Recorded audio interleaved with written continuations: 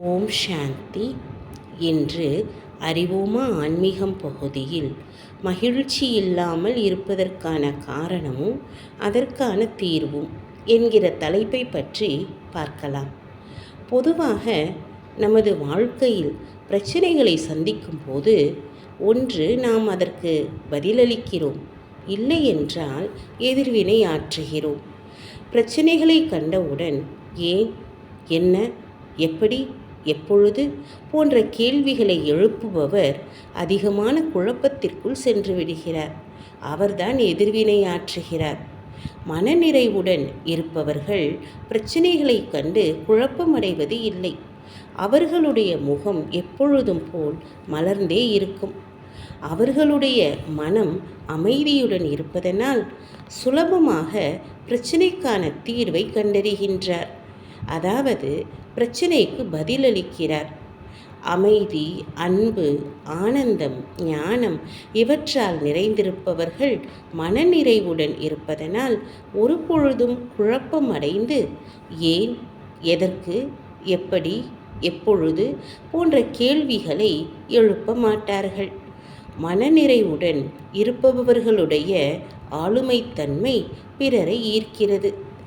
அமைதியை அனுபவம் செய்வது குறையும் போது குழப்பத்தில் வந்துவிடுகிறோம். இதற்கு காரணம், நாம் பிறருடன் நம்மை ஒப்பிட்டு பார்க்கிறோம், பொறாமைப்படுகிறோம்.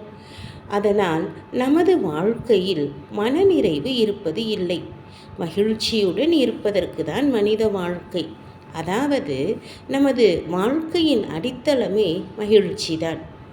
நாம் எப்போதும் மகிழ்ச்சியுடனும் மனநிறைவுடனும் மலர்ந்த முகத்துடனும் வாழ வேண்டும் என்பதுதான் நம் ஒவ்வொருவருடைய விருப்பமாக இருக்கிறது.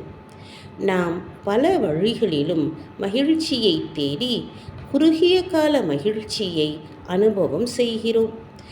நம்முடைய ஒரு ஆசை பூர்த்தி ஆகும்போது மகிழ்ச்சி அடைகிறோம். அந்த மகிழ்ச்சியை முழுமையாக அனுபவம் செய்வதற்கு முன்பாகவே அடுத்த ஆசை உற்பத்தியாகி விடுகிறது, மகிழ்ச்சி போய்விடுகிறது. இதற்கான தீர்வு என்னவென்றால், ஆசைகள் பூர்த்தியாகுவதின் ஆதாரத்தில் மகிழ்ச்சி அடையக்கூடாது. ஆனால் என்னுடைய உண்மையான இயல்பே மகிழ்ச்சிதான் என்கிற உணர்வில் நாம் இருக்க வேண்டும். பிறர் நமக்கு அங்கீகாரம் கொடுத்தாலோ நம்மை பாராட்டினாலோ மகிழ்ச்சி ஏற்படுகிறது. ஆனால் நம்மை பாராட்டிய அவரே அடுத்ததாக நிந்தனை செய்யும் பொழுது அந்த மகிழ்ச்சி மறைந்து விடுகின்றது. இதற்கான தீர்வு, முதலில் நமக்கு நாமே அங்கீகாரம் கொடுக்க வேண்டும். அடுத்ததாக நான் மிகவும் உயர்ந்த இறைவனின் குழந்தை என்கிற உணர்வில் இருக்க வேண்டும். அவ்வாறு இருக்கும்போது பிறர் பாராட்டினாலும் நிந்தனை செய்தாலும் ஒரே மனோநிலையில் நாம் இருப்போம். பெயர், புகழ், மரியாதை கிடைக்கும் பொழுது மகிழ்ச்சி அடைகிறோம். ஆனால் இந்த மகிழ்ச்சியும் நிரந்தரமானது அல்ல. ஏனென்றால் பெயர், புகழ், மரியாதை முதலியவை கிடைக்கும் போது அகங்காரம் உருவாகிவிடுகிறது. அகங்காரத்துடன் இருப்பவரால் ஆனந்தமாக இருக்க முடியாது. இதற்கான தீர்வு, நான் ஒரு ஆத்மா என்கிற உணர்வில் இருக்க வேண்டும். அப்போது அகங்காரத்தை வெற்றி கொண்டு உண்மையான மகிழ்ச்சியுடன் இருக்க முடியும்.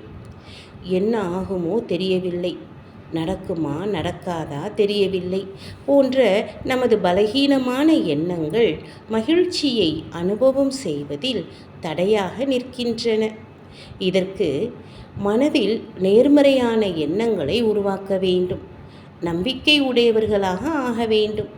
அப்போது மகிழ்ச்சியை அனுபவம் செய்ய முடியும். ஓம் சாந்தி.